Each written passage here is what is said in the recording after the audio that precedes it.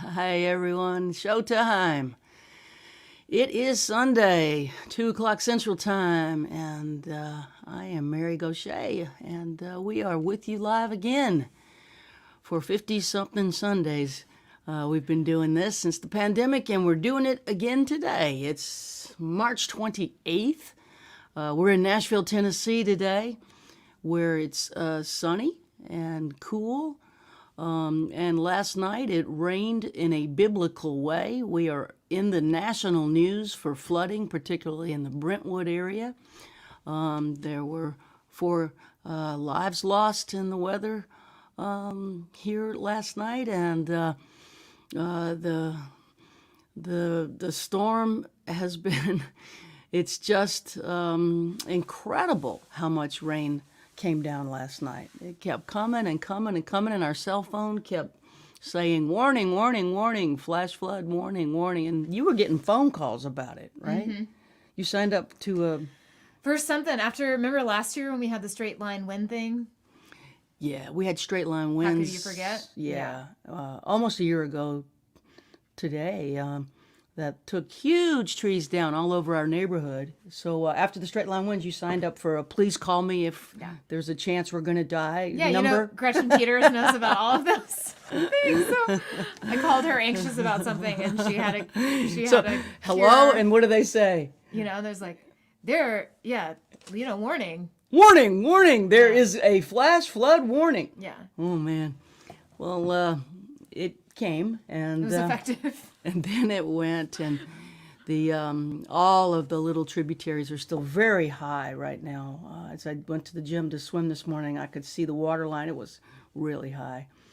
And a lot of the homes that took water in the flood of 2010 took water again last night. So we're in a community that's struggling right now with quite a bit of flood damage. But we're somehow in a safe place, in a high place, and have a wonderful columnist, author with us today. Margaret Renkl's our guest. Michele Gazic is with us outside of Venice. Jamie Harris is here with me as usual. And we're going to do a show and then go to the airport for the first time in a year for me. Get on a plane and fly to Austin, Texas. And Jamie will start recording her next record tomorrow at noon in Austin, Texas. Congratulations. Thanks. Oh, yeah, exciting times. And I'll be there doing what? I don't know, moral support, taking pictures, working on manuscript at the hotel, being in Austin. And red corn tortillas. Yeah, man, Tex-Mex food, here we come. 36 hours away from red corn tortillas. It's very important. I got a lot of friends there, and almost everybody's vaccinated. And those who are going to gather and get to see some folks for the first time in a long time, right? So make up for all those holidays. Yeah, it's going to be like going to a new airport, too. The Nashville airport's changed since the last time I was there.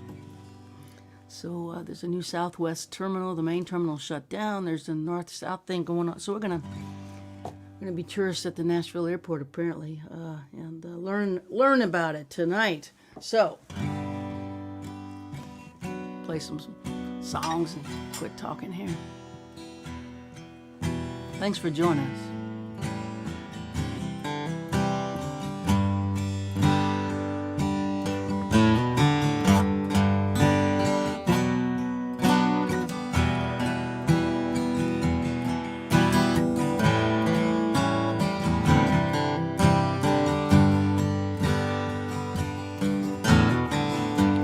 Crescent City disappearing in the rearview mirror, just like she's always done. Spend my life running from the ghost of the Vocabulary and the dirty spillway waters in the noonday sun. Daughters of charity left their mark on me. keeping secrets, or it just makes you feel alone. Magazine Street stole from me. Lord, I never thought I'd find my way home. Thank God for you. I thank God for you. Wake up in the morning, I thank God for you. I thank God for you. Thank God for you. Wake up in the morning, I thank God for you.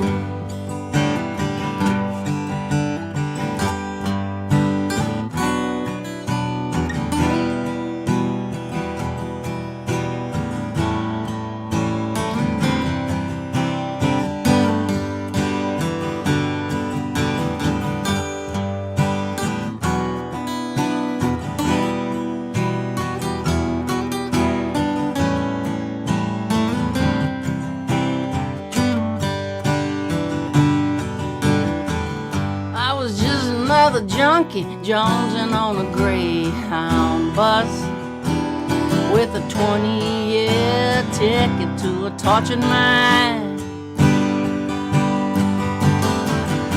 Sirens, sorrow, cigarette butts. My Jesus in pieces, broken as a highway line. I thank God for you.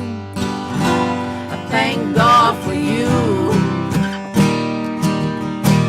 Wake up in the morning, I thank God for you. I truly do. Thank God for you. Thank God for you. Wake up in the morning, I thank God for you. You all gave me something no one can take away. You saw right through me, but love me anyway.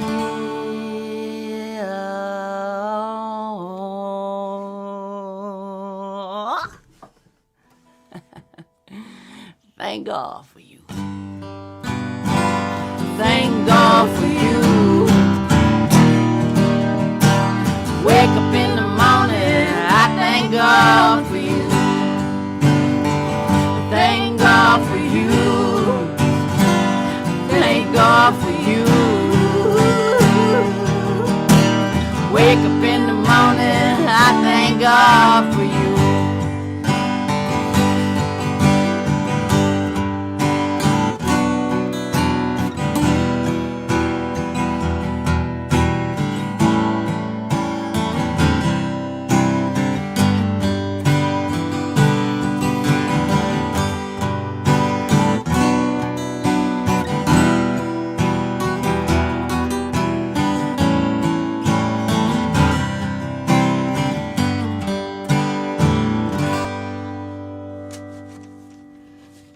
Thank God for you. You know, when I sing that word God, for some reason my grandmother's voice comes through. Really? Yeah, if you notice the way I pronounce it. G-A-W-D? G-A-W-D. Yeah. G-A-W-D. God. Yeah. Yeah, that's how she said it. And for some reason, every time I sing it, that's what comes through. Even though it's a song about adoption, and I was adopted by an Italian family in South Louisiana with a French name. It's complicated and very American, but I have a lot of the mannerisms of my adoptive family, and one of them is God, G-A-W-D. Anyway, let's play a couple of songs from the Rifles and Rosary Beads record. My guest today, I'm so excited and honored to have her with us, is the author and columnist Margaret Renkl, who kicked off the release of the Rifles and Rosary Bead record for me, 2018, with a beautiful essay in the New York Times about the work I was doing with songwriting with soldiers and veterans. It was the first national press on the record. and to dedicate a whole column to it was an incredible gesture of generosity, and it really got the ball rolling for us. And I think it shined the light of love and luck on that project, because that project kept us on the road. I mean, on the road for 3 years, and we'd have had our busiest year ever in 2020 if we didn't have a pandemic. We were booked to hell and back, as they would say. It's kind of difficult to imagine now. I know. I know. Just getting together to go to Austin and be in the same hotel for 8 days. We've run around the house 2 days packing. How do we do what we did? I don't know. We'll figure it out. We'll play a couple songs from that record, though, and this was written with a female flight instructor, Marine, named Jennifer Marino, who was a combat pilot, went on to be a flight instructor, and as I was given the chance to write with her, she explained to me that some of what drives her and what makes her motivated to keep being of service is the struggle so many of her fellow veterans have with suicide ideation and suicidality. And she said when we wrote that that veterans are trained to keep their feelings to a minimum. That's what makes you a good soldier. And when you come home, you have to undo that without any help. You got to figure out the undo yourself. And so this is a song about that. It's called Soldiering On, written with a female combat pilot, Jen Marino.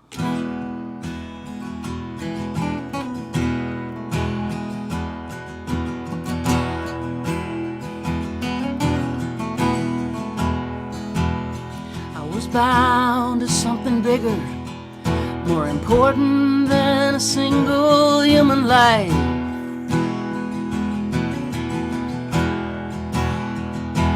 I wore the uniform with honor, and my service was not a sacrifice.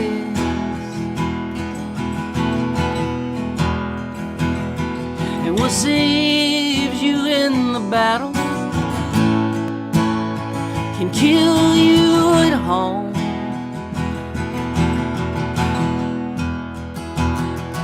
A soldier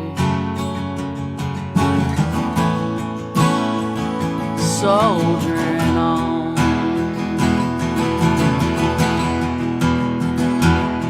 You don't fight for yourself, you fight for the ones by your side.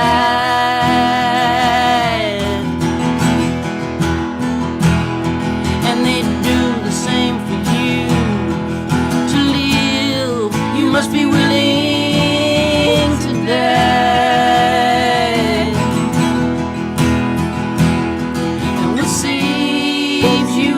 Battle can kill you at home.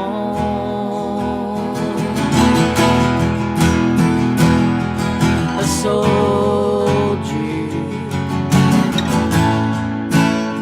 soldiering on.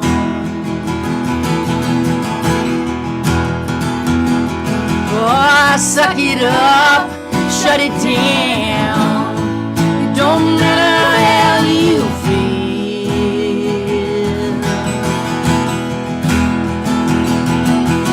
Mission first, just drive on. A soldier is a cog inside a wheel.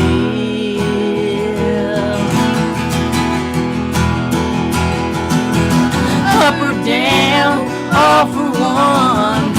The closest family I have known.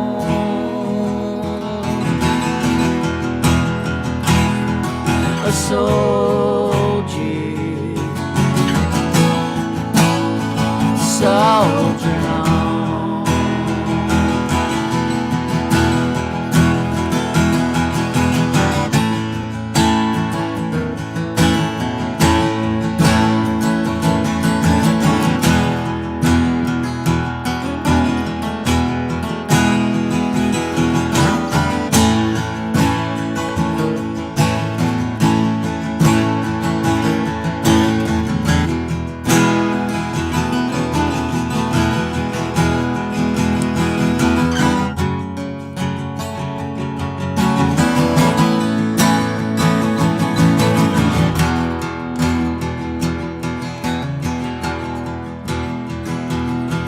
I was bound to something bigger and more important than a single human life.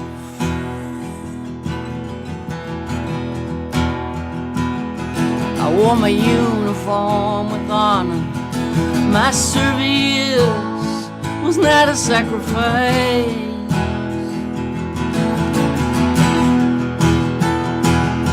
But what saved you in the battle to kill you at home?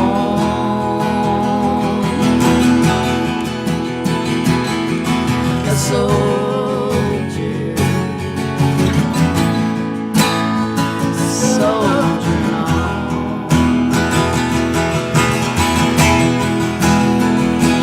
I'm a soldier,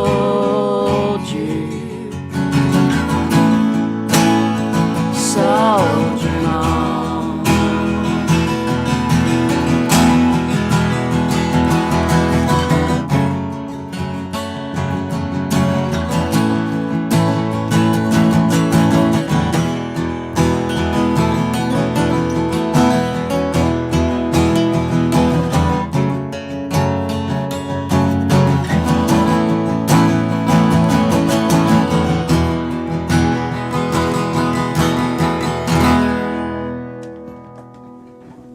Nice, Jamie. Love the singing and the playing there. That was beautiful. Thank you. We'll play one more from the Rifles and Rosary Beads record, and then bring on our guest, Margaret Renkl, to read from either her current book that's available everywhere or the one that's coming out soon. So why don't we play the song written with the wives? Sure, which one? I love singing that with you in tandem. Oh. The war after the war. Oh, sure, yeah. Yeah, so I was asked to work with a group of military spouses and co-write a song with 6 wives. And what we came up with is a song called The War After the War, because as the women spoke and described their lives to me, what I realized is that they all had this in common, that they're dealing with the war after their husbands come home from the war. And it doesn't just end the way they hoped it would. And so this is a collective story, I think, and it certainly doesn't pertain to any particular war or branch of the military. I think what I learned, overarching lesson of writing with veterans for 6 or 7 years, is that these problems are as ancient as war itself. The technology changes, the way wars are fought change, but the trauma stays the same, and the impact on the family stays the same. And so That's why the Shakespeare thing is so effective too, right? yeah, Programs that- right. We know of programs that help veterans by using lines from Shakespeare, actually. They put a vet on the stage and have them recite lines from Shakespeare and until they mean it. And once they are able to articulate it in a way that they really mean it, it hits them that what they're going through is not unique to them. It's thousands of years of soldiers going through the exact same thing. And if we could only outgrow the violence. But this is The War After the War, written with the wives.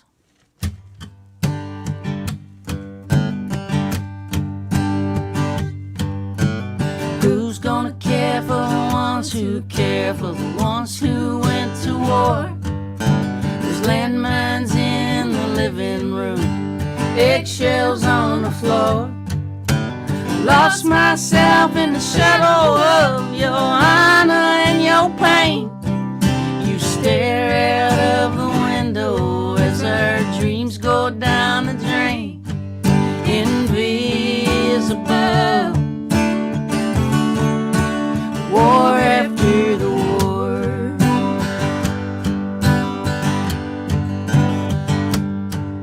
I get no basic training, I get no Purple Heart.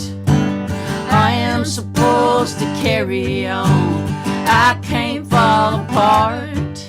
We People look at you and thank you for the sacrifice you made. They look at me and smile, say I'm lucky, you're okay. Invisible, the war after the war.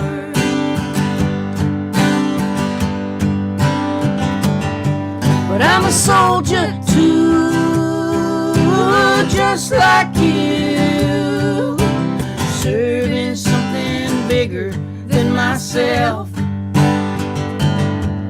I serve unseen, caught in between my pain and the pain of someone else.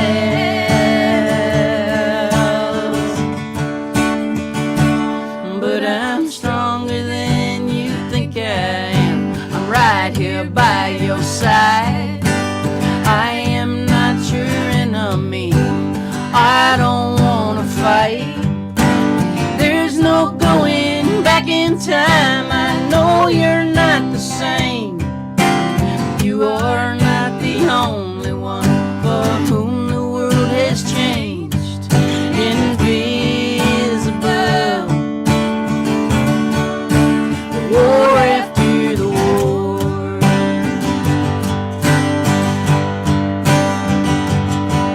Invisible, war after the war.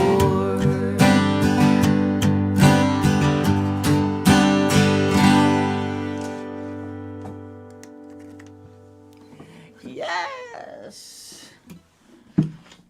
Yes, the feeling of being invisible. That is a universal for the spouses of those who've served. So I think we should bring Margaret in. It's so interesting. We have people coming in from all over the world, but you're my neighbor. Just down the street. Yeah. How'd y'all weather the storm last night? We're on high ground. So I've kind of, maybe this is, I'm knocking wood right now, but we didn't get water in 2010, so I felt we were okay last night. But let's talk about the war after the war. I know there's so many traumatized people in Nashville last night who didn't get a week of sleep because they were reliving that whole thing. And their houses were flooding again. So many of the same houses are still in the same floodplains, and it happened again. And they call it a 500-year event. But in my estimation, 2010 was 10 years ago, 11 years ago. Well, that's the thing about climate change is that we're going to start getting those 100-year, 500-year events a lot more regularly now. I mean, the weather's just crazy. Well, speaking of that, I just need to go directly into this. Okay. This is, I think, a masterpiece. I devoured your book, Margaret. I love this book so much, and it's called Late Migrations, and it talks about the natural world, and it talks about family, and they're interweaved and intertwined until they become one and the same. And it seems like a magic trick that you performed there. It was in the end a master stroke. Did you know that was what was going to happen, or how did that? It was, as I was going along, I'm like, I see what's happening here, and I can't believe it. It's really working. It's beautiful. Well, you know how I knew it was working? It's when 30 seconds ago I heard you say it worked. I mean, you just don't know, do you? I mean, you're doing your best, but it's just impossible to know how somebody's going to read it. And I just thought I'm going to have to trust my readers. I'm going to have to trust that people are going to make sense of this, because it is a little strange, the two different threads, and trying to weave them together and then having them blend together. And then what does it all add up to? There's a lot of room for people to bring their own experiences to this book, I hope. Oh my gosh, yeah. And I don't want to characterize it in any singular way, but for me, it really pushed on the buttons of mortality and the buttons of temporary. Everything is temporary, some things more than others.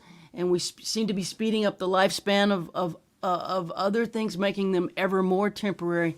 And your relationship with an understanding of the natural world and your ability to name everything is really, really impressive. I guess that started in your childhood, from what Well, I I read in know the book. yeah, I did know some the common names, you know, the names of flowers and birds that my family knew, but I do have to look stuff up. It's not instinctive because I don't have a scientist's mind, and so I have to. I mean, the spring ephemerals come out this time of year every year, and every year I go, wait, is that henbit or is that purple dead nettle? I don't know which one it is. I have to really think about it. So no, I don't think it's a natural thing, but I'm curious about it. So it's fun to learn. Well, I'm going to make a confession here. As a songwriter, henbit and purple what? Dead nettle. Purple Hen- dead nettle. This is Dylan-esque in its How precision. could you not love the names? Right now, there's a form of trillium blooming in the woods that's called toadshade. And I just love that word. The idea that the leaves make a little umbrella for the toads. Isn't that wonderful? They all have these amazing names because they were named by mountain people and country people who were just looking at their attributes and then coming up with the right thing to call them. Wow.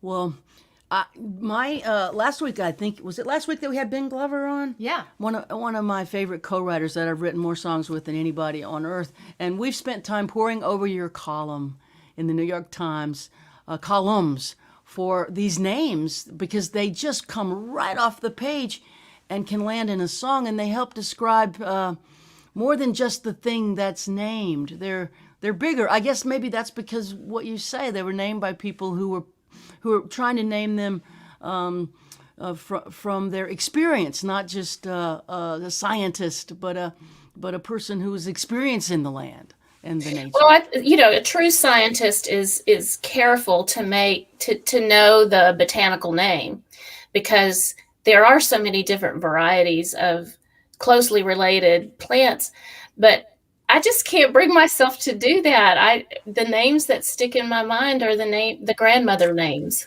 you know. I keep thinking rat snake.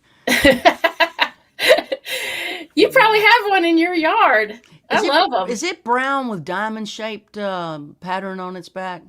They come in several varieties. There's a gray rat snake and a black rat snake and a yellow rat snake. And even within those particular color families, there is a lot of variation.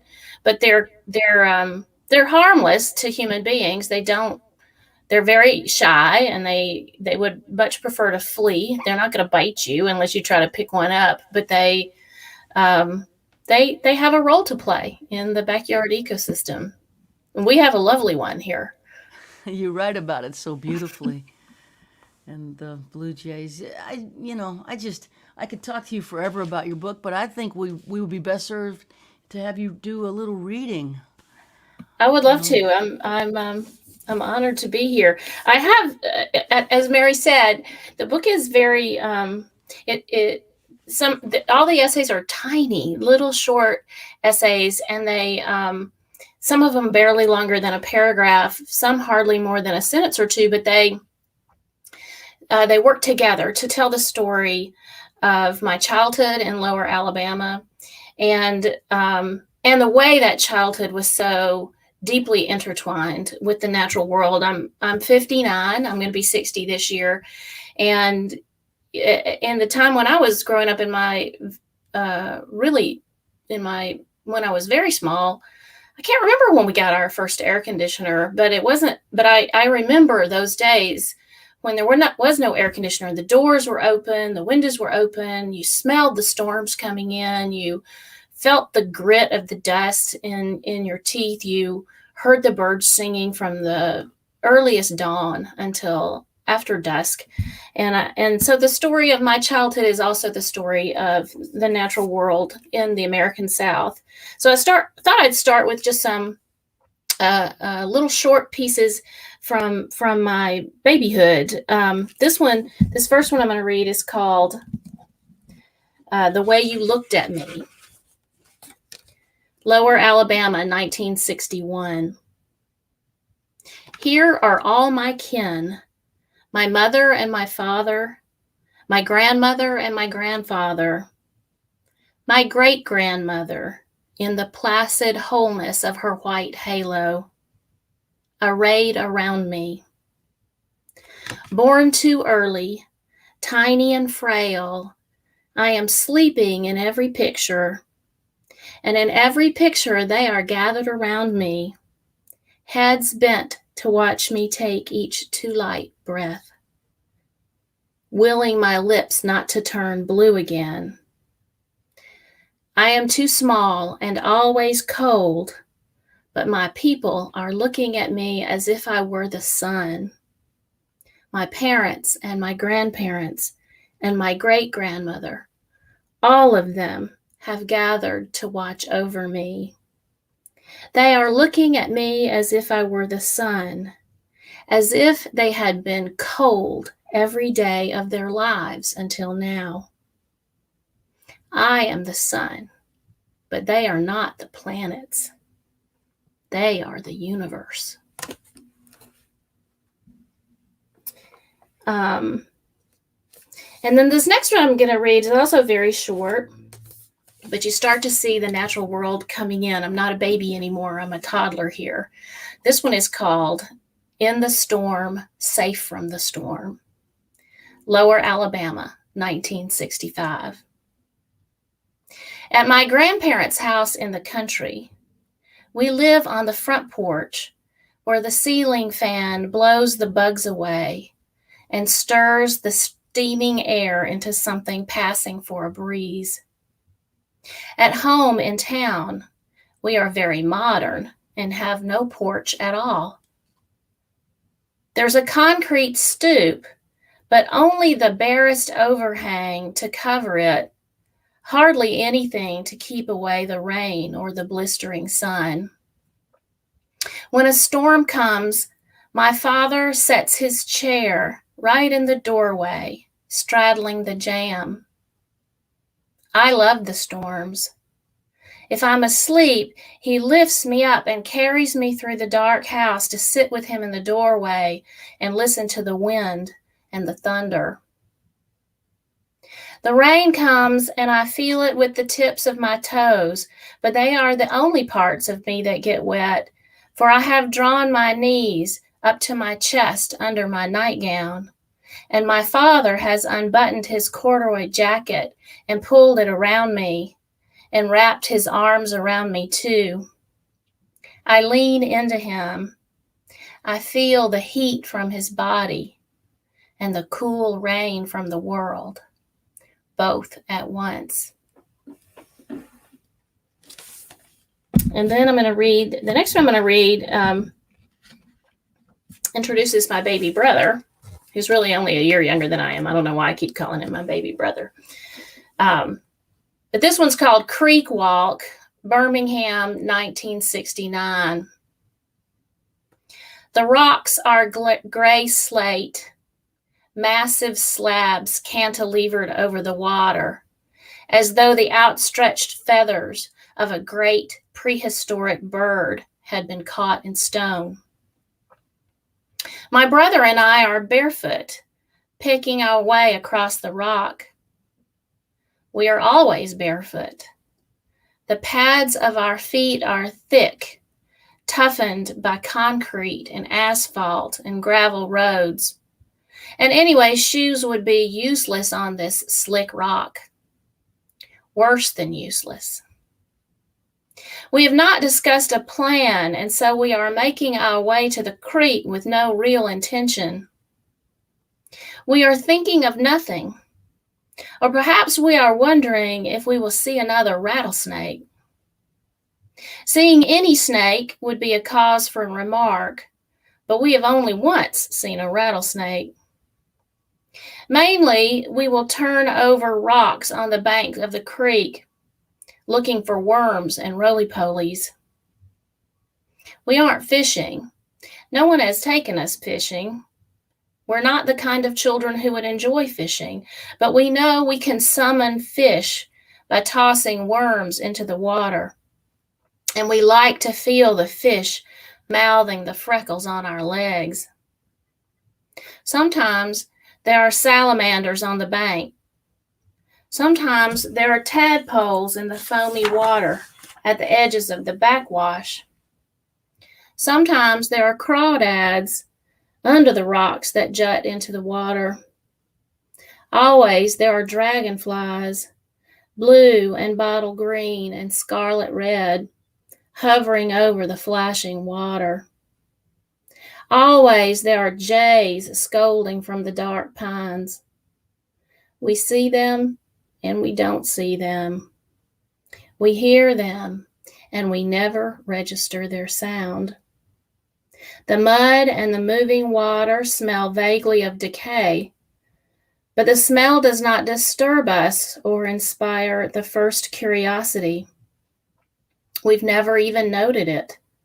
These are our sights and our sounds and our smells, as casual to us as the smell of our own breath in our cupped hands, as the sound of our own blood in our ears, as we lie down on the biggest rock and hang our heads over the edge to dangle tickle tails in the water, tricking the fish into rising. We pick our way back toward the bank we will climb to start heading home. Clouds of minnows race from our feet.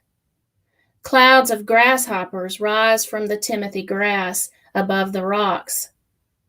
Clouds of gnats hover above the water, part for our small bodies and coalesce again behind us. We climb out and sit together on the slanted rock to wait for our feet to dry in the hot sun. At home, it is almost time for supper, but we can't tell time. And the last one I'm going to read right now, just to bring us even closer to the natural world, is called Be a Weed. Sometimes when I haven't slept, or the news of the world, already bad, suddenly becomes much worse, the weight of belonging here is a heaviness I can't shake. But then I think of the glister of a particular morning in springtime. I think of standing in the sunshine and watering the butterfly garden, which is mostly cultivated weeds punctuated by the uncultivated kind that come back despite my pinching and tugging. I think of the caterpillars on the milkweed plants, unperturbed by the overspray, and the resident red-tailed hawk gliding overhead, chased by a mockingbird and 3 angry crows, and the bluebird standing on top of the nest box, protecting his mate, who is inside laying an egg. I think of that morning, not even a morning, not even an hour, and I say to myself, be an egg, be a mockingbird, be a weed.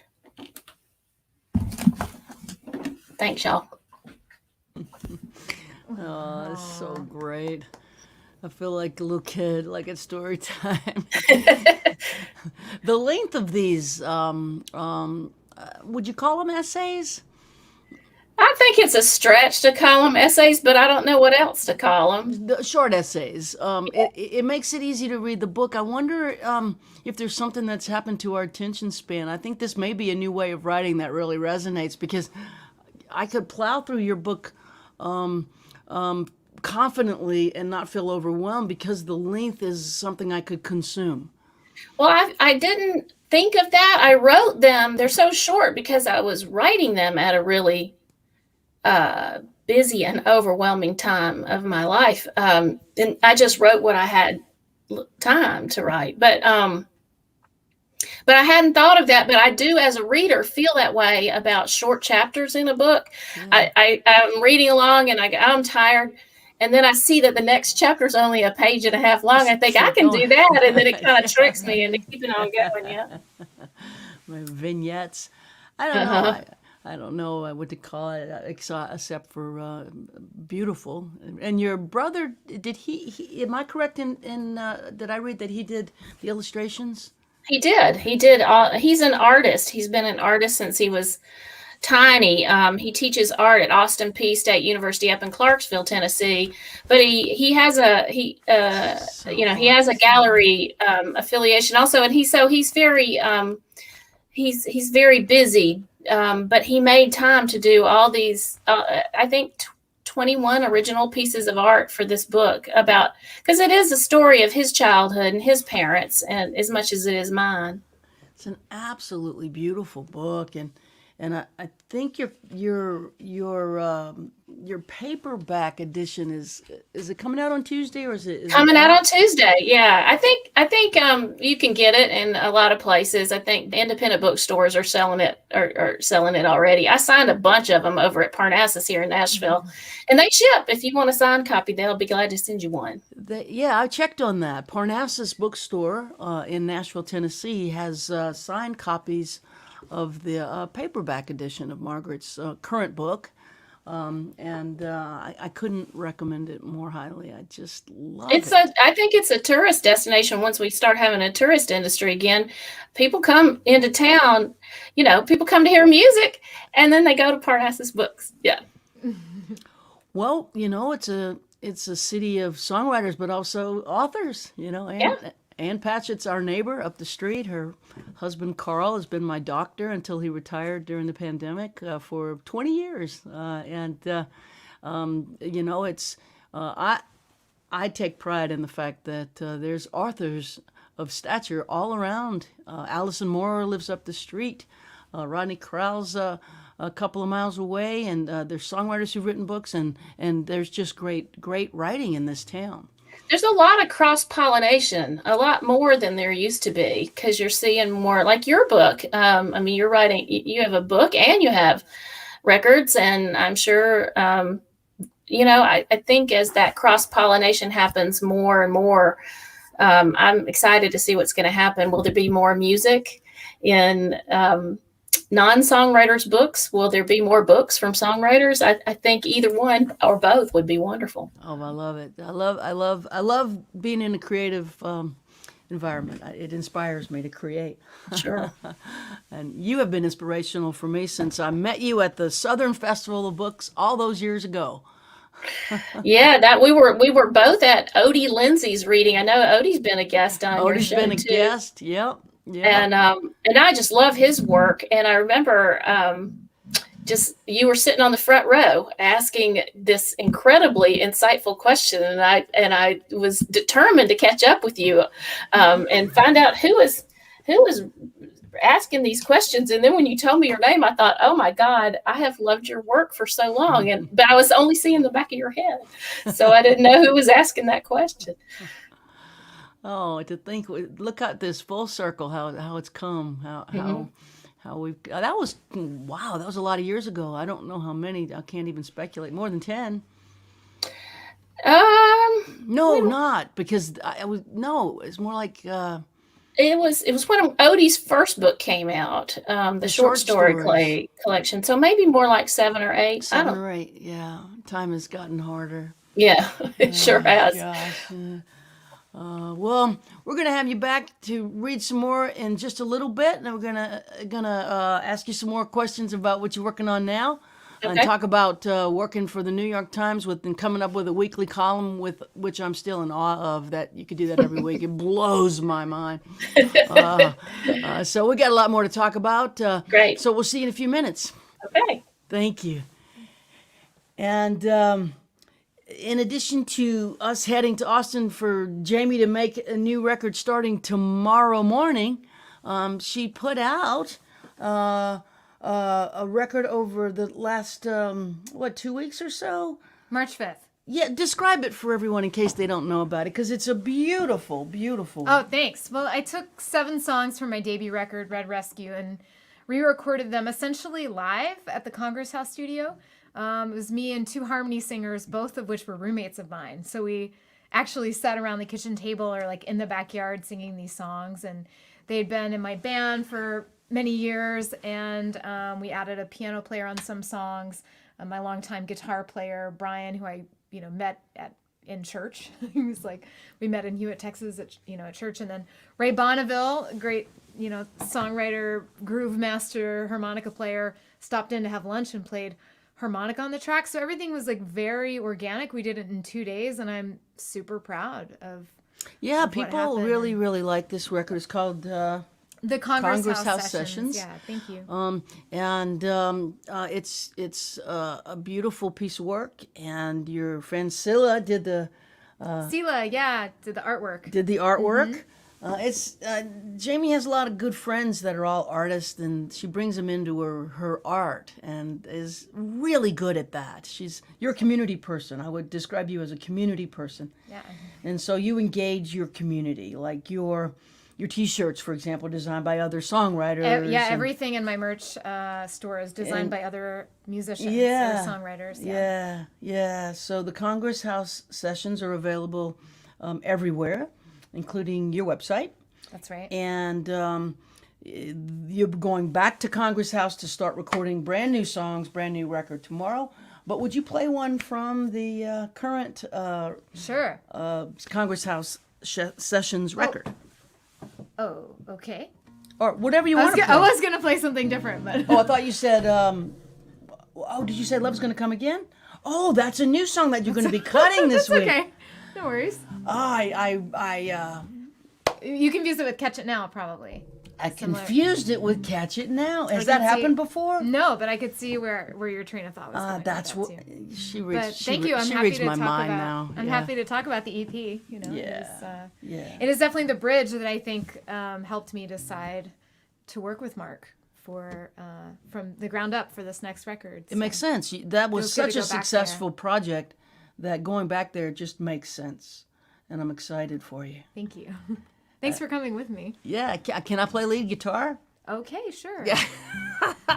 You'll have to take that up with Mr. Hallman. Can I play piano? I want to be the singer. Yeah. We can make it work. I think you are gonna sing. I think I'm gonna figure out a way for you. If there's room for a Salvation Army choir that's a little pitchy, I'm in. I think. This is a new song.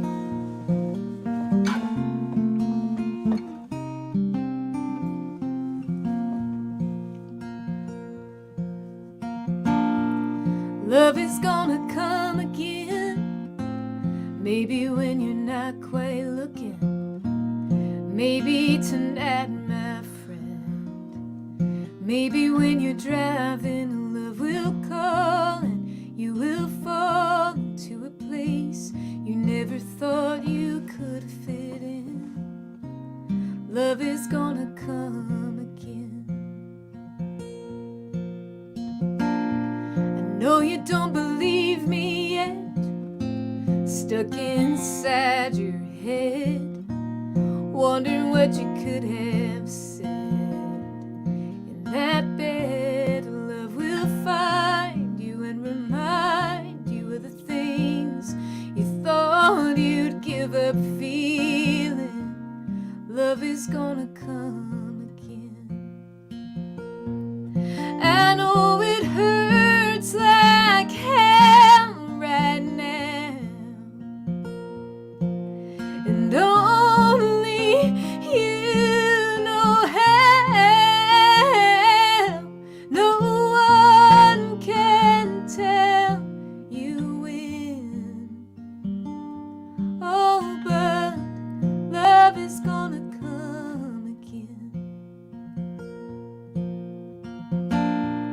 Lying in your sheets alone, hiding from your telephone as it echoes through your empty home. No way of knowing if you'll have anything close to what you had then. Love is gonna come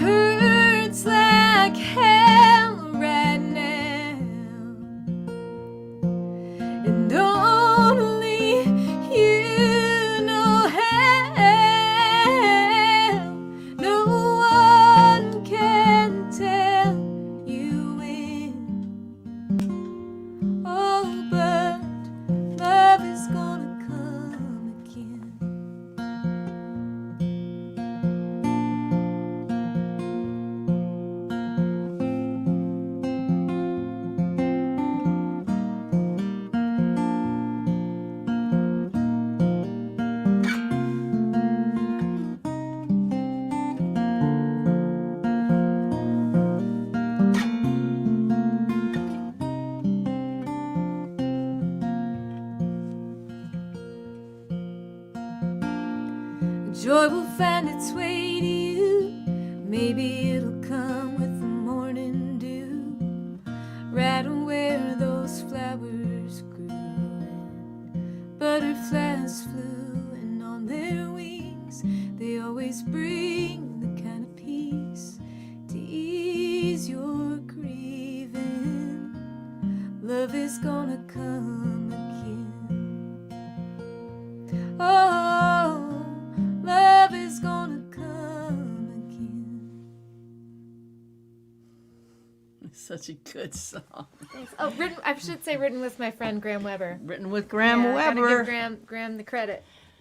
So is it hard for you not to sort of envision how you want that to be produced?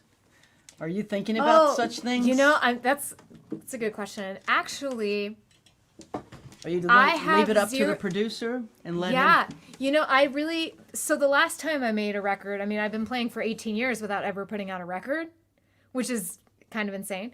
And I played the songs on Red Rescue like so many times with a band or with like a trio or in a bunch of different formations. And so I did kind of have like a pretty intense worked out idea of how I wanted pretty much all of those songs to go.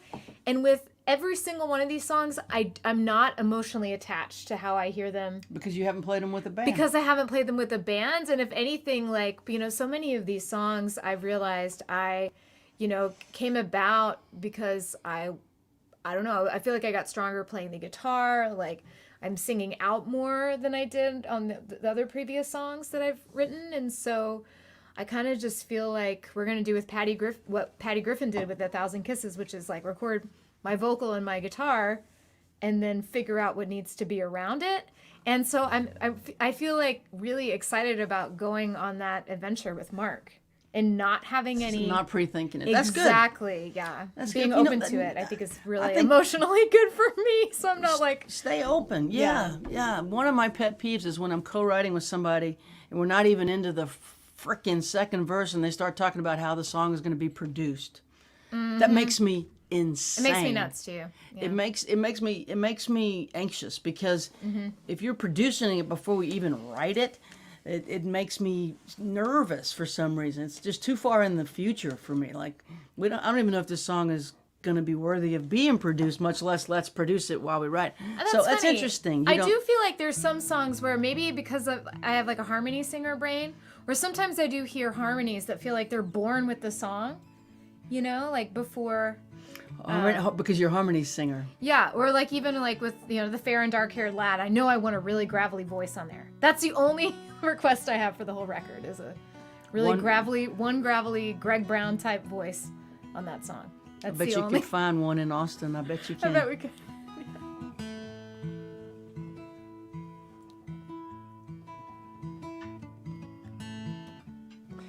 I'm going to play the song inspired by Odie's book, Some Go Home. Our friend Odie Lindsay.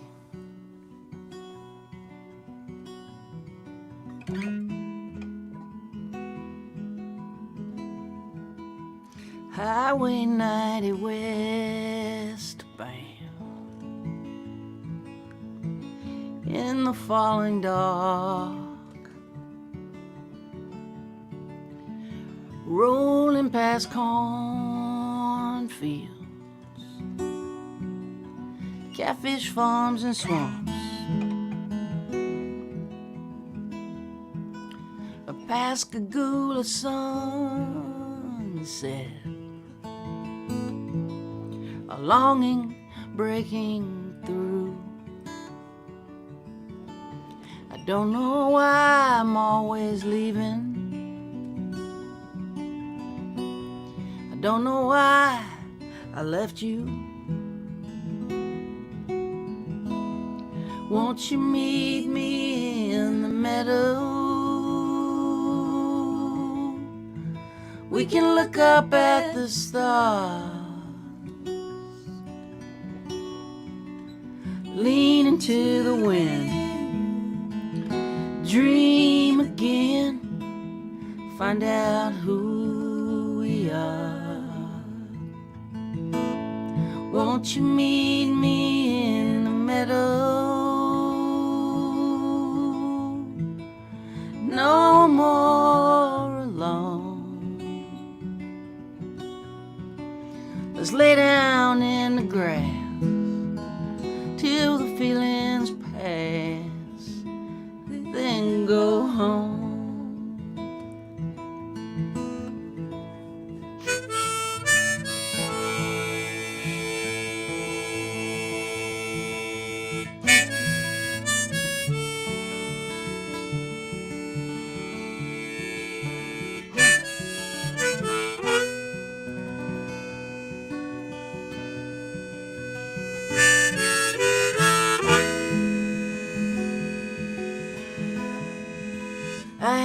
so much to tell you. Babe, I'm ready to come clean. I'm so tired of running from things I cannot leave. You and me in Mississippi, battled, beautiful and scarred, in need of forgiveness and the awful grace of God. Won't you meet me in the meadow? We can look up at the stars. We could lean into the wind, dream again, find out who we are. Won't you meet me in the meadow? No more alone. We could lay down in the grass till the feelings pass, then go home. Let's lay down in the grass till the feelings pass, then go home.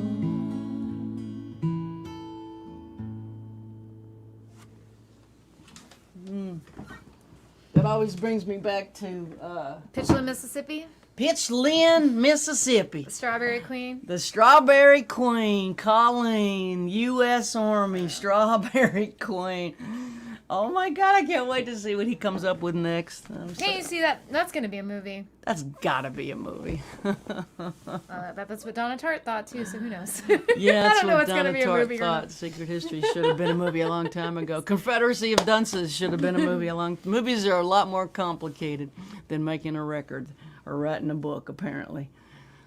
So many people involved. It's amazing that a good one's ever made, to be honest. It's got to be done by committee, and that is real hard. Mm-hmm. Let's go to Italy and see how the Maestro is holding up. Hello, my friend. Welcome to Italy. It makes me laugh every week. It makes me laugh every week for 50 weeks. Yes, yeah. And your shirt is fabulous. Yes. Italian. Yes, and I pretend to be on stage, but I am not. So I am wearing my stage shirt. So I remember at the beginning of this thing 1 year ago, I was keeping it more quiet with a dark T-shirt, and then I decided, no, this is my stage right now. So I wear my concert stage in the end. So, What have you got for us this week, Maestro? This week, maybe you remember that last week I was playing Ride On, a song connected with Christy Moore on my viola. And I remember that in the audience there were questions about this song, who is the real author of the song, who really wrote the song. And so I went on this week deeper studying the song. So, and I have also a book here written by Christy Moore that actually I suggest. I have that book. I do. I have that book, but I am embarrassed to say it's on my bedside, but I have not read it. But it's a great book because it's called My Life in Songs, and Christy Moore is also talking about songs that he really loved, about many songs. So it's really interesting. So he doesn't really solve the mystery behind this song, but there is an interesting story And Christy Moore, like every songwriter, is also a great storyteller. So I tell you the story. That is a story that happened after the song was written. So Christy Moore is writing, Ride On has been one of my most popular songs, and it has been recorded by many singers. Many people wonder what it's about, but Jimmy McCarthy keeps that to himself. Jimmy McCarthy is the writer of the song.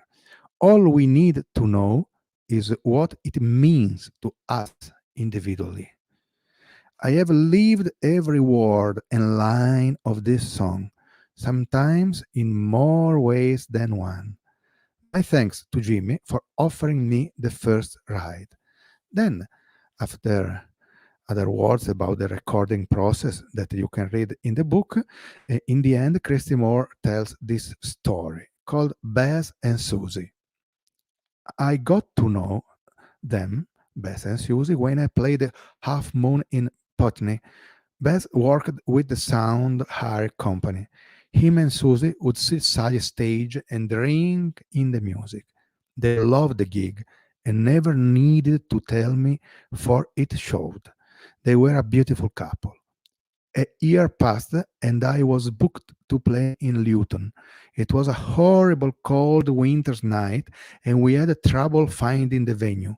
It turned out to be a series of Nissan huts, old and cold and unwelcoming. I entered the hall and straight away spotted Bess setting up equipment on the stage. Even at a distance, I could see his pain and loss. He told me that Susie was dead, cut down by a motorist who owned the road. The life was gone out of Bess, too. Another year on, and I was in my dressing room at the Royal Festival Hall in London. I got a letter from Beth's mother, which read, Beth finally went and joined his loved one. When we found him, Ride On was still spinning on his turntable. It was always their favorite song. All the family are in the audience tonight, and we'd love to hear you sing it to their memory, just for Beth and Susie. And I always will.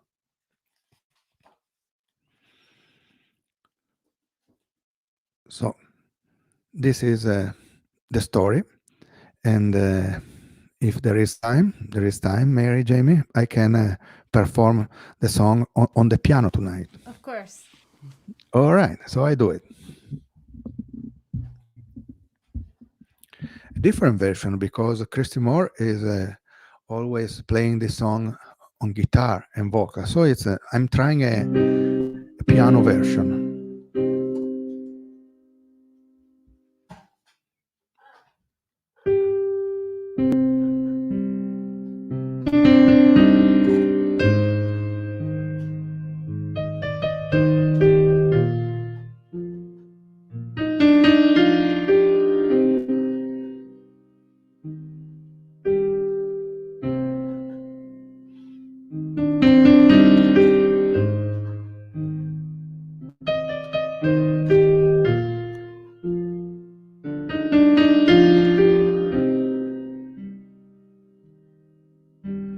Through your eye, the finest horse I've never seen, standing 61 or 2, with eyes wild and green.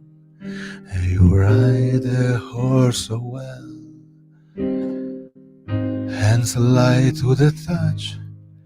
I could never go with you, no matter how I wanted to.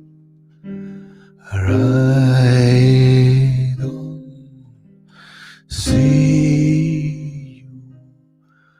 I could never go with you, no matter how I wanted to. Ride on, could never go with you, no matter how I wanted to.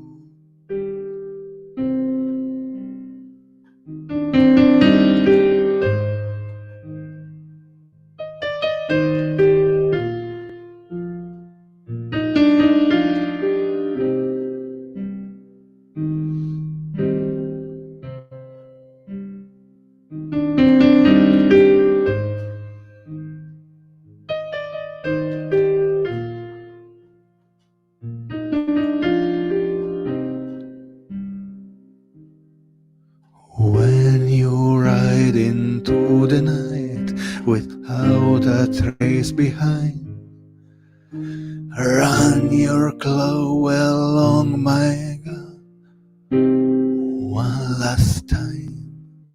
I turn the face, an empty space where once I used to lie, and look for a spark that lights the night through a teardrop in my eye. I don't see you. I could never go with you, no matter how I wanted to. I don't see you. I could never go with you, no matter how I wanted to.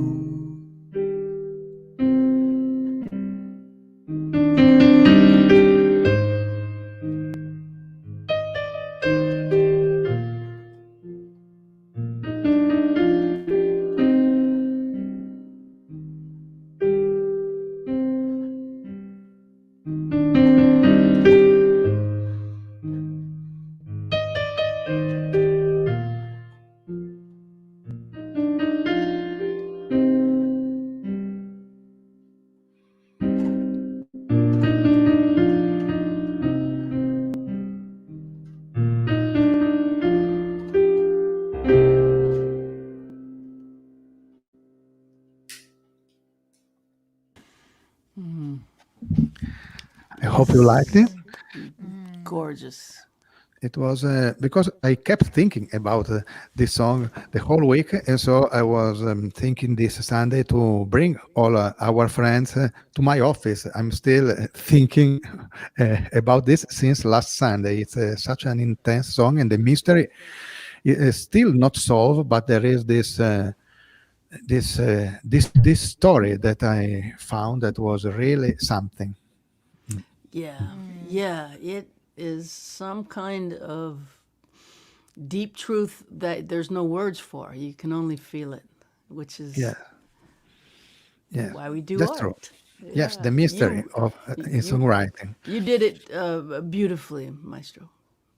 Thank you, thank you. And before saying hello, I say that I can't wait to listen to the new Jimmy Harris album. So I can't wait for this. I love the Congress House session.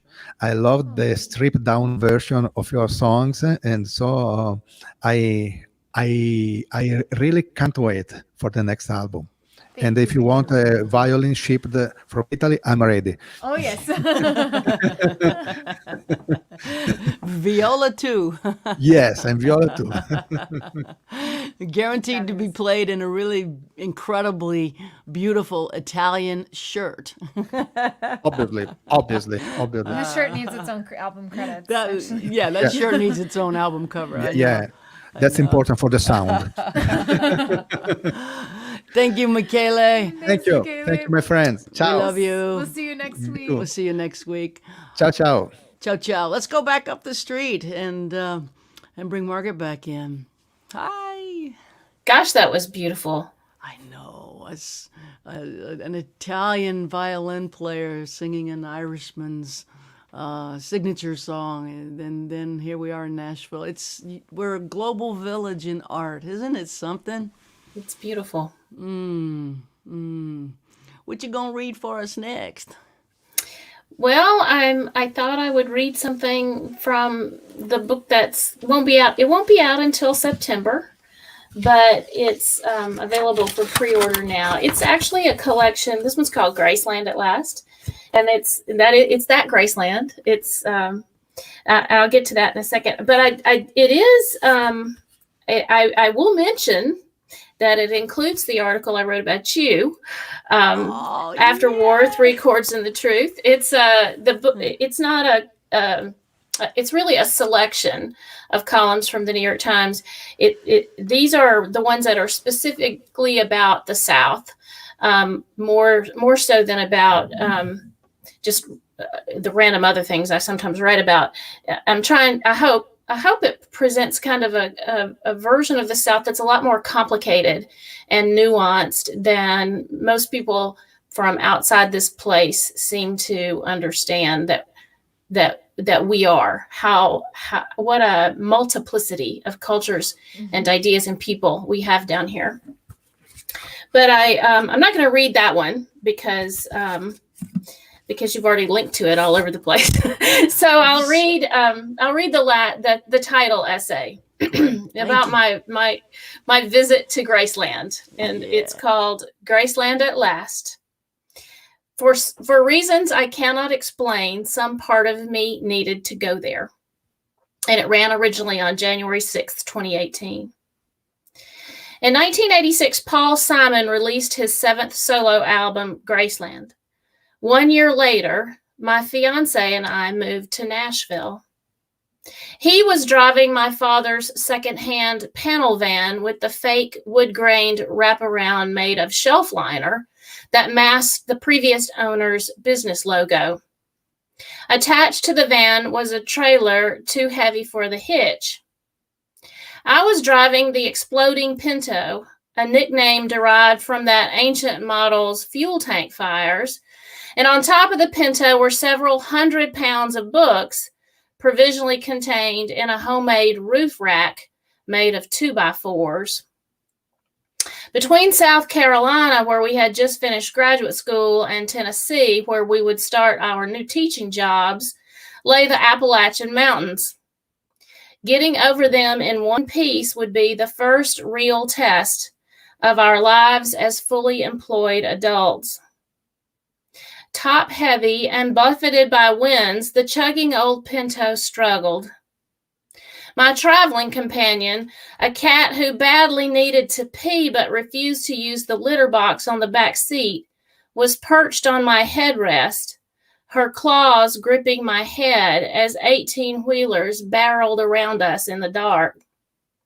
In the cassette player on the passenger seat, Paul Simon was singing Graceland. It was not too much to say that Graceland got me safely over Monteagle Mountain when I was in danger of going over the edge. I grew up in a house without a stereo, and my parents' car radio was always tuned to big band music, so my formative years were in no way informed by Elvis Presley. But you hear cheerful music just as you're thinking you might truly die, and you form a kind of bond with it. Driving over Monteagle Mountain with a cat latched to my head, I vowed to see Graceland someday. How lucky to be moving to the very state where Graceland could be found. Decades passed and we still hadn't made it. We once went to a conference in Memphis, but 3 hours after we checked in, we got word of a death in the family, and so we got back in the car and headed home. Our babies, who were worse traveling companions than the cat, kept road trips confined to far-flung family reunions. In 2010, when our oldest son chose a college in Memphis, I thought I would surely see Graceland at last. We packed up our 2 younger sons, then 14 and 12, and made a vacation of the college's family weekend. We toured the Stax Museum of American Soul Music, took a walk along the Mississippi River, visited the ducks in the fountain at the Peabody Hotel, ate ribs at the Rendezvous, and peeked into blues joints on Beale Street. What we did not do was visit Graceland. Halfway through our tour, the kids rebelled. They did not want to pay homage to Dr. King at the National Civil Rights Museum. They did not want to visit Sun Records. Most of all, they did not want to visit Graceland. It'll be fun, I said. There's a jungle room. They said they'd rather go back to their brother's dorm and shoot each other with the Nerf guns they'd packed in lieu of clean underwear. By the time we dropped them at the college, there wasn't time to make it to Graceland before closing, so my husband and I sat outside in the hotel hot tub and drank a bottle of wine out of plastic cups and looked at the gray Memphis skyline. How sharper than a serpent's tooth it is to have a thankless child who won't even go to Graceland with you. Fast forward another 7 years. Our oldest son, who had transferred to another school after only a semester, was all grown up. The middle boy was in college and the youngest was almost on his way. We were hosting an Australian exchange student, a teenage boy who loved American music. One day my husband said, "I wonder if the guys would like to go to Memphis." Unbelievably, they were game. And this time I didn't make the same mistake. First stop, Graceland. It was not at all what I'd envisioned. Outside on a rainy Sunday in January, the crowd control stanchions were entirely unnecessary, the massive parking lot nearly empty. In 30 years of waiting, had I inflated Graceland in my own mind? Had I read too much spiritual significance into its name, expecting some sort of blessing? Then, like Alice through the looking glass, I stepped through a door, still bearing a desiccated Christmas wreath, and that's when everything got awesome. Graceland's formal rooms are all white carpet and gold trimmings and mirrors, walls and walls of mirrors. With its hide-covered furniture and lamps hanging from chains and vines draping a stone wall, the jungle room did not disappoint, but downstairs was the real action. A room with 3 televisions embedded in the walls, a sectional sofa with sequin-bedecked pillows, and a mirror-topped coffee table bearing a bizarre porcelain creature of indeterminate origin gazing toward the door. A billiard room with walls and ceiling entirely covered in upholstery in pleated fabric that might have been fashioned by a seamstress on mushrooms. By today's measure of lavish wealth, Elvis's mansion would be dwarfed by any family home in an upscale suburb. But to a girl of the 70s who grew up poor enough for contact paper to seem like a reasonable way to embellish a used van, it was perfect. Walking past all those mirrors, I kept catching glimpses of myself, grinning. Somehow it felt like more than checking off an item on a bucket list. Maybe it had something to do with a dawning sense that I was moving past the delayed gratifications of motherhood, past the time of putting off what I wanted to do. Or maybe it had something to do with coming full circle, of making a vow just as our marriage was beginning and finally seeing it through just as we were on the verge of being alone again.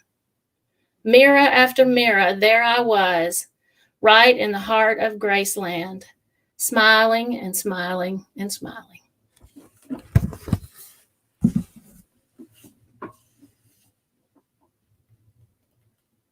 So that's Graceland at last. Wow. Again, that's a great title. I love the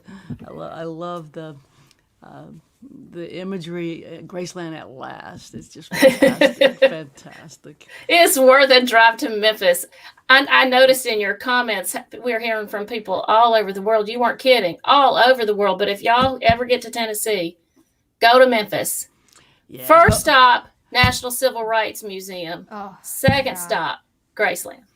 Yeah, the Civil Rights Museum is built around the Lorraine Motel, where Dr. Martin Luther King was assassinated. And they've had a big renovation since the last time I was there. And you know what? We got to go to the Peabody Hotel. We got to see the ducks walk through Yeah, the I've not done that. lobby. We got to do the thing. You go to the Peabody Hotel, you go to the Civil Rights Museum, and you go to Graceland. And you go There's to so much to do in Memphis, Sun but you can Records. see some great stuff. And Stax Records is great. Stax Records and Sun Records. And there's a blues museum that's incredible. I've been there. There's I've a been- lot yeah. to do in Memphis. Right. Yep. When we can travel again. And the food. And the food, soul food, good food. Well, where are we here? Let's go over a little bit. Sure. What I'd like to do, I think, is play a song, do a short advertisement for some CDs and stuff, and have you close us out today with one more reading. Are you up for that? Sure. I'm going Sounds a little great. long, but not too long, Okay. if that's not a problem for you. Nope. Okay, we'll see you awesome. soon. See you in a second. All right, so a quick word from our sponsor, which is me.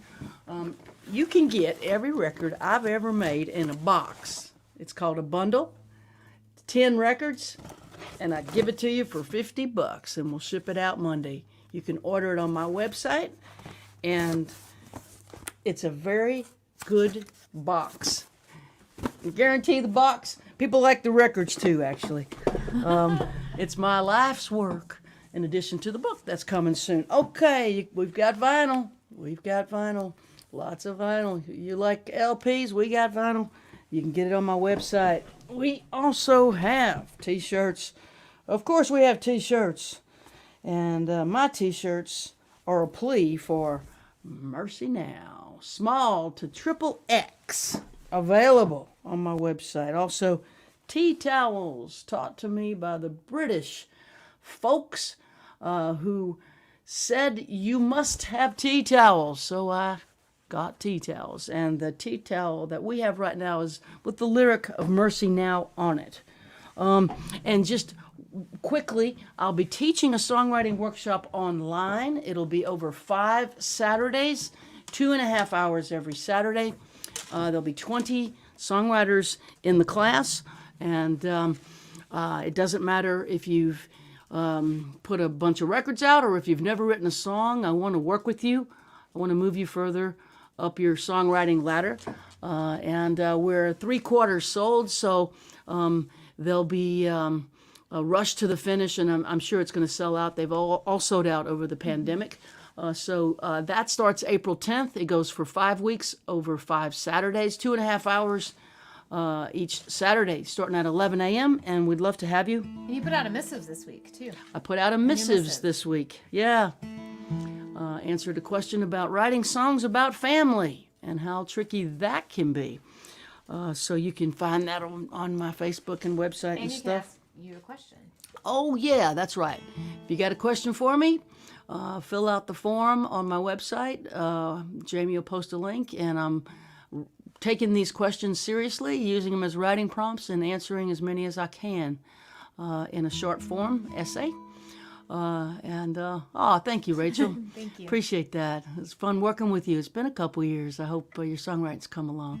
So I'm going to play a song, and then I'm going to have Margaret Renkl bring us out with another reading. Thank all of you for joining us all these Sundays. My gosh, it's been a much longer than we expected ride, and we're still on it. Next week, we'll have Sam Baker as our guest in the same room in a hotel in Austin because we've all been vaccinated. Then we'll have Ordinary Elephant. Then we'll have Cliff Eberhardt and Louise Moisey. And we need to reschedule John Hyatt, who We had check on John Hyatt. we had to check on John Hyatt, see how his rotator cuff's healing up. Someone, of course, put Memphis in the meantime. Go to Baby. Memphis in the meantime. You know, we might just go to Memphis in the meantime. Meantime, girl. So good. Such a good song. Am I in the wrong key? Oh, I'm in the wrong key.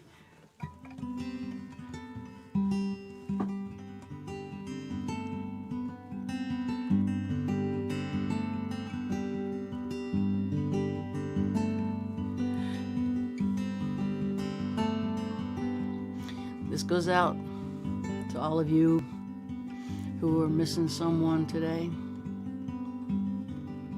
Lord knows I am.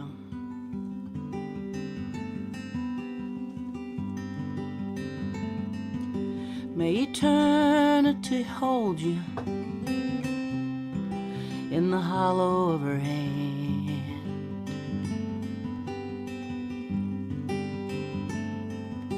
May a soft wind enfold you as you travel distant lands. May the moon and stars delight you as the daylight dims.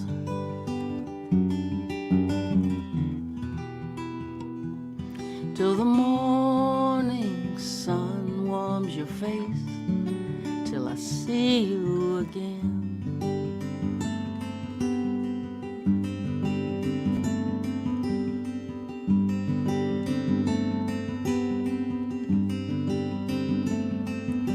May you lay down your struggle beneath the silver sky.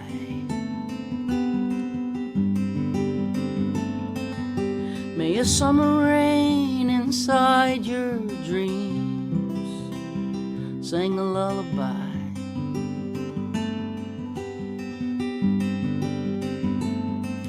May there be no more sorrow and no more pain.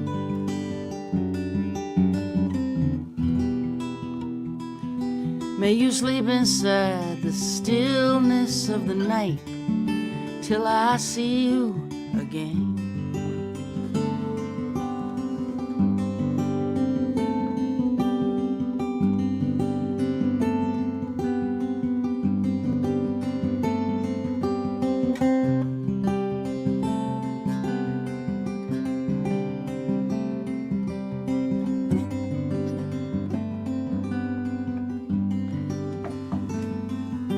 May you never be a stranger. May you never feel alone.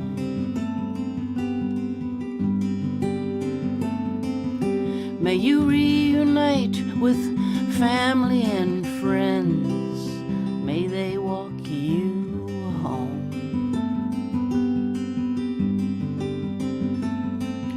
May love embrace you in a dance that never ends.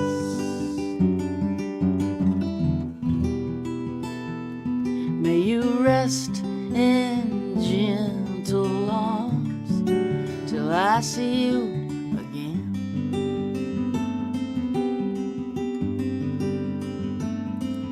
May you rest in gentle arms till I see you again.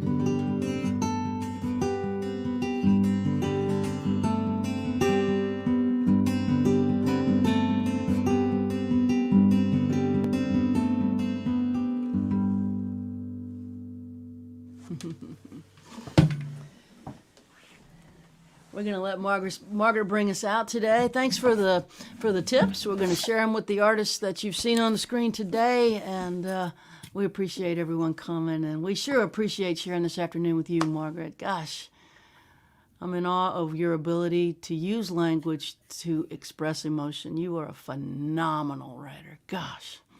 Well, you know, that's exactly how I feel about you.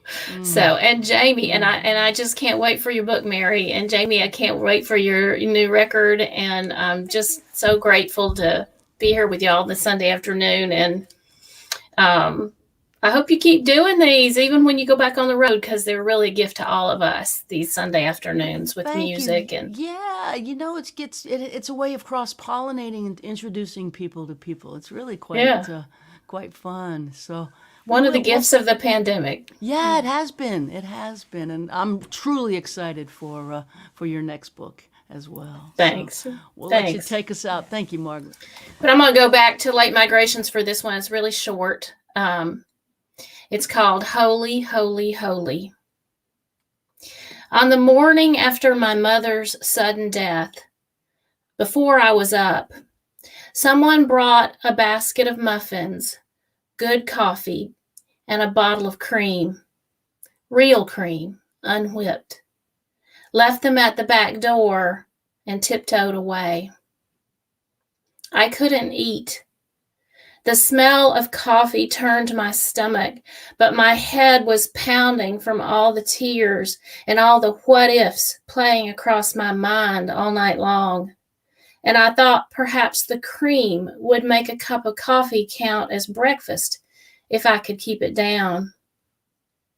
When I poured just a drip of cream into my cup, it erupted into volcanic bubbles in a hot spring, unspooling skeins of bridal lace, fireworks over a dark ocean, stars streaking across the night sky above a silent prairie. And that's how I learned the world would go on. An irreplaceable life had winked out in a moment, but outside my window, the world was flaring up in celebration. Someone was hearing, "It's benign." Someone was saying, "It's a boy." Someone was throwing out her arms and crying, "Thank you, thank you, oh, thank you." Thank you.